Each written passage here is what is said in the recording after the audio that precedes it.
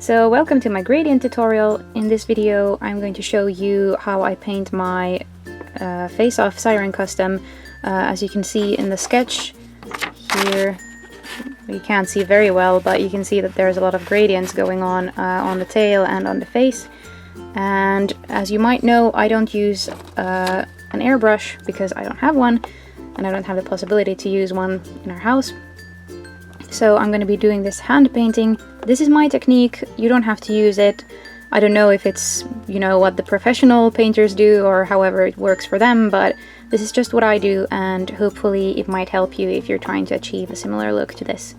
So let's get to it. So what you first want to do is you want to choose one of the sort of medium colors that you have in the gradient. So you don't want to choose the darkest or the lightest color. And again, please note, this is just my technique, how I do it. It's not like a general rule, it's just what I do. So I'm going to choose this slightly sort of grayish blue, and I'm going to just go ahead and base coat the parts that I want to be blue gradient, which is the face and the body and the tail. And then after that I'm going to be adding the dark colors very, very gently, just dry brushing them. And then I'm gonna at some point, or the last thing I add is the highlights or the lightest colors on top of it. What I do here is that I first dry brush the darker colors onto it, and after that I take actually a very diluted version of the same color and I try to make it more smooth, the transition with that. But we'll see how all of that works out. Now let's just get to painting.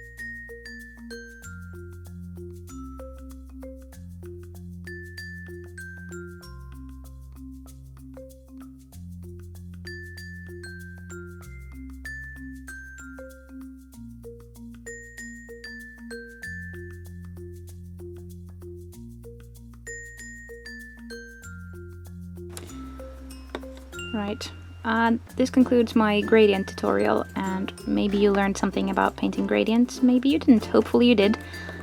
Just a general rule, you can always blend the colors as much as possible.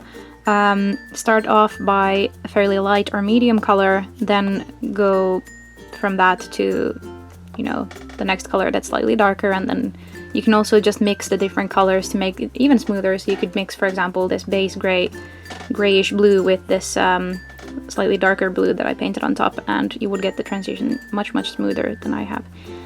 But yeah, you can always first start by dry brushing and then making the gradient slightly less harsh by adding watered down paint to it. But yeah, hope this helped with your gradient painting and hope you enjoyed this. Bye!